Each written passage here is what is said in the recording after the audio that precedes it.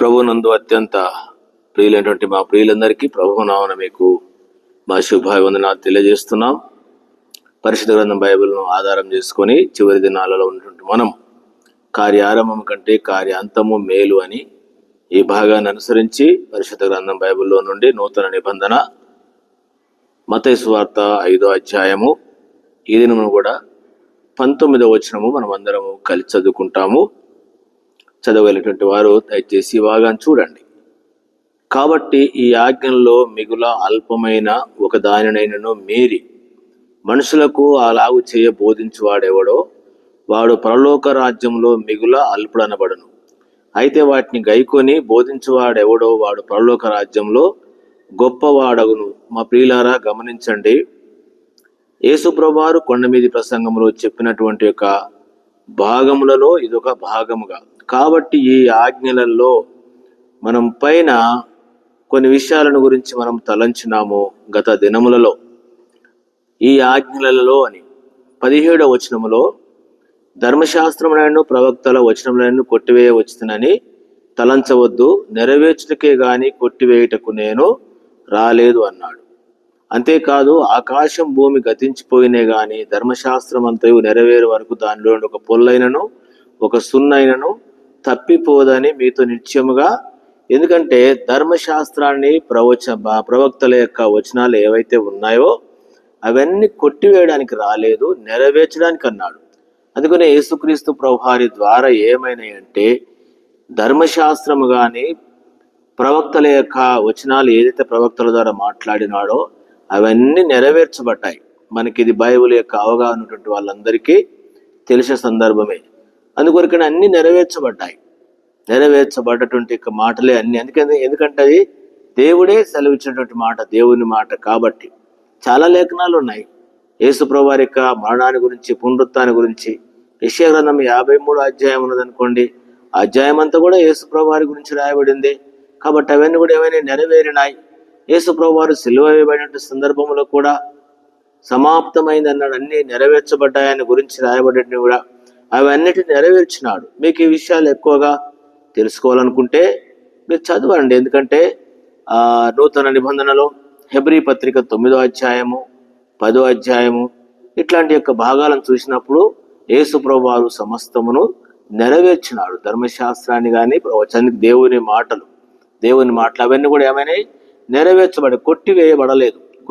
అందుకనే నెరవేర్చినటువంటి విషయం కొలస్సీ పత్రిక 1వ అధ్యాయంలో తండ్రి దేవుడు సమస్తమును ఆయనకు సర్వ అధికారమును ఆయన కింద ఉంచినాడు అని రాయబడింది.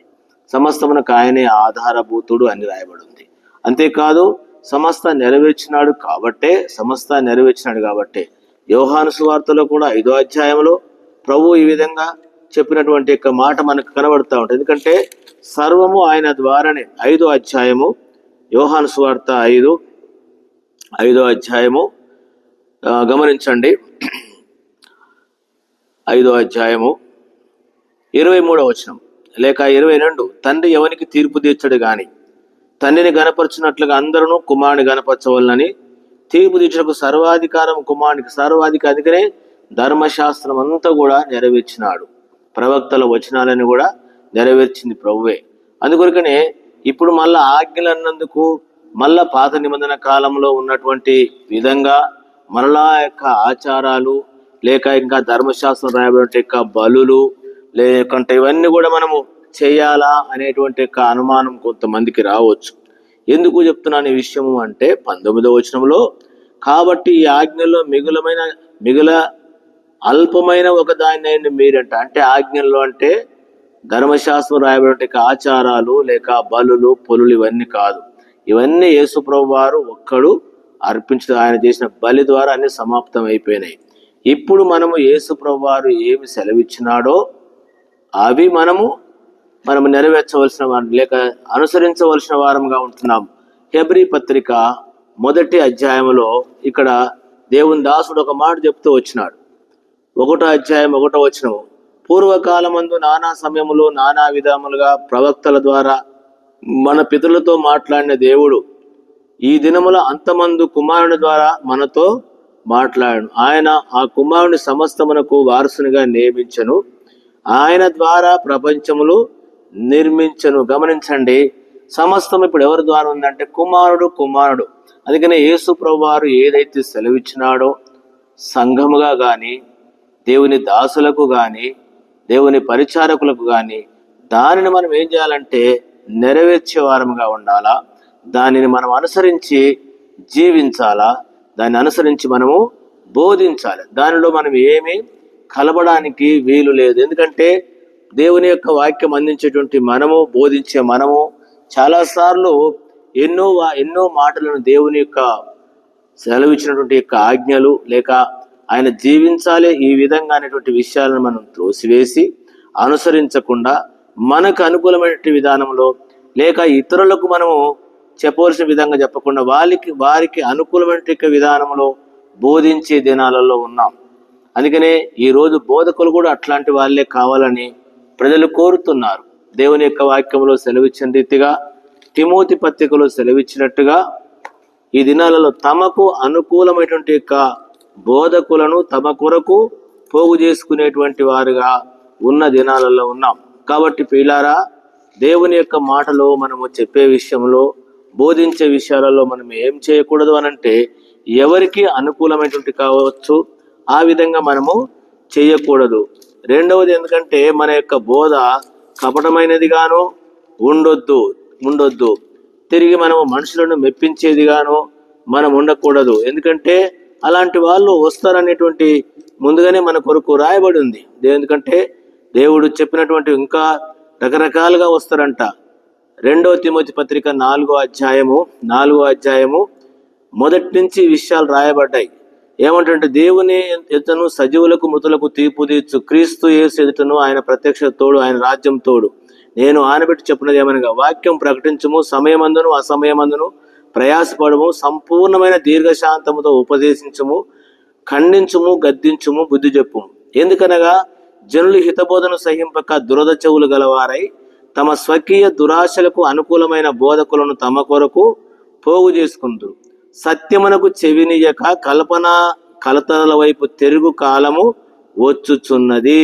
కాబట్టి రోజుల్లో మనుషులు బోధించేవారు ఎట్లా ఉన్నారంటే కథల వైపు, హితబోధను సహించిన దినములో ఉంటున్నాం. ఎవరైనా దేవుని వాక్యాన్ని ఉన్నట్లుగా బోధించినట్లయితే, తెలియజేస్తే దాన్ని వినరు. వ్యతిరేకించేవారు ఉండొచ్చు, తృణీకరించేవారు ఉండొచ్చు. కానీ ఈ చివరి దినాలలో ఇట్లాంటి వాళ్ళు వస్తారు కాబట్టి మనం ఏమి కలిపి చేయకూడదు. అందుకని ఒకవేళ అట్లా చేస్తే ఏమవుతుంది అనేటువంటి విషయాన్ని మనము ఎరుగుదాము. 19వ వచనము, కాబట్టి ఈ ఆజ్ఞల్లో మిగుల అల్పమైన ఒక దానిని మీరి మనుషులకు అలాగూ బోధించేవాడు ఎవడో వాడు పరలోక రాజ్యంలో ఏమవుతాడు? మిగుల అల్పుడు. కాబట్టి నీవు చేసే బోధను బట్టి నీవు అనుసరించకుండా నువ్వు బోధించినా, రెండవది నువ్వు ఇచ్చేటువంటి మీరి అల్పమైనటువంటి అంట. ఎందుకంటే పైనే రాయబడి ఉంది, ఒక సున్న గాని పొల్లు గాని తప్పిపోదంట. ఎందుకంటే ఇవన్నీ నెరవేర్చబడేటువంటి విషయం నెరవేర్చినాడు ప్రభు. కాబట్టి మనం బోధించే మనం కూడా సున్నా పొల్లు అంట. పొల్లు అంటే చాలా మందికి అర్థం కాకపోవచ్చు. వెనకటి దినంలో చదువుకున్నటువంటి వాళ్ళకి అర్థమవుతుంది. చివరిలో అంటే కాగుణింతం ఉందనుకోండి, చివరిలో కాకవత్వం ఇస్తే కౌ, కాకు సున్న పెడితే కమ్, కాకు 2 సున్నా పెడితే కహ, కాకు వల్పలు కలికిస్తే కల్, కాకు నకార పొల్లు, కాకు లుకార పొల్లు అంటారు. ఇటుకు వస్తుంది. ఇది పాతకాల చదువులు కంటే ఒక పొల్లు కూడా తప్పిపోదు. అంత నిక్కచ్చిగా ఇచ్చాడు. కాబట్టి బోధించేటువంటి ఎవరమైనా దేవుని వాక్యము ఉన్నట్లు బోధించాలి. ఒకవేళ అలా బోధించకపోతే ఏమవుతారంటే పరలోక రాజ్యంలో వాడు అల్పుడైపోతాడంట. అల్పుడు అంటే మీరు అర్థం చేసుకోండి, ఇంత చేసినా దేవుని వాక్యాన్ని ఉన్నట్టు బోధించకపోతే అల్పుడుగా, తాను చేసినటువంటి బోధన బట్టే గనుడవుతాడు అన్నట్టు, గొప్పవాడు అవుతున్నట్టు. అందుకనే రాజ్యం మిగులు అల్పుడు అనబడను. అయితే వాటిని గైకొని బోధించువాడు ఎవడో పరలోక రాజ్యంలో గొప్పవాడు. ఎవడండి పరలోక రాజ్యంలో గొప్పవాడు అనంటే దేవుని వాక్యాన్ని అనుసరించేవాడు. రెండవది, ఆ విధంగా బోధించేవాడు పరలోక రాజ్యంలో గొప్పవాడు. మరొక విషయం ఏంటంటే అనుసరించినటువంటి వాడు, బోధించని వాడు దేవుని రాజ్యంలో అల్పుడు. కాబట్టి దేవుని బిడ్డలారా, బోధించేటువంటి మనము కొన్ని విషయాలుగా మనం హెచ్చరికగా మనం తీసుకొని వెళ్తాం. చదువుతాము. యాకోబు పత్రిక 3వ అధ్యాయంలో ఈ విధంగా వ్రాయబడి ఉంటుంది. యాకోబు పత్రిక 3వ అధ్యాయము 1వ వచనం, నా సహోదరులారా, బోధకులమైన మరి మనము కఠినమైన తీర్పు పొందమని తెలుసుకొని మీలో అనేకులు బోధకులు కావద్దు. ఎందుకు? అనేక విషయంలో మనం అందరం తప్పిపోతున్నాం. ఎవడైనా మాట ఎందుకు తప్పినడలా అటివాడు లోపం లేని వాడే సర్వ శరీరమును స్వాధీనపరచుకున్నదవును. ఇదే యాకోబు పత్రిక 2వ అధ్యాయము 10వ వచనంలో అంటాడు, ఎవడైనాను ధర్మశాస్త్రం అంతయు గైకొనియు ఒక్క ఆజ్ఞ విషయములో తప్పిపోయినడల అన్ని ఆజ్ఞలన్నిటి విషయములో అపరాధి అగునట. వ్యభిచరించవద్దని చెప్పువాడు నరహత్య చేయవద్దని చెప్పెను గనుక నీవు వ్యభిచరించకపోయిన నరహత్య చేసిన ధర్మశాస్త్రం విషయమై నపరాధి వైతి. గమనించండి. అందుకనే ఏది మనము తెలియజేస్తున్నామో ఒక ఆజ్ఞ విషయంలో తప్పిపోతే దాని విషయంలో మనం ఏం చేయబడుతున్నామంటే అన్నిటిలో తప్పిపోతున్నాం. కాబట్టి బోధించే విషయాలలో మనం జాగ్రత్తగా గమనించవలసిన విషయం అంటున్నాం. ఈ విషయంలో పేతురు గారు కూడా మరొక విషయం తెలియజేసినటువంటి సందర్భం 1 పేతురు పత్రికలో ఈ విధంగా రాయబడి ఉంది. 1 పేతురు పత్రిక 4వ అధ్యాయము 11వ వచనం. 11, ఒకడు బోధించిన ఎడల దైవోక్తులను బోధించినట్లు బోధింపవలను.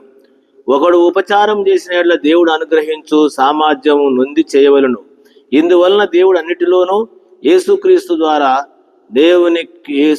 ద్వారా మహిమపరచబడును. యుగ యుగములో మహిమయు ప్రభావాన్ని కలుగును. గమనించండి. బోధిస్తే ఏం చేయాలి? దేవోక్తులను బోధించాలి.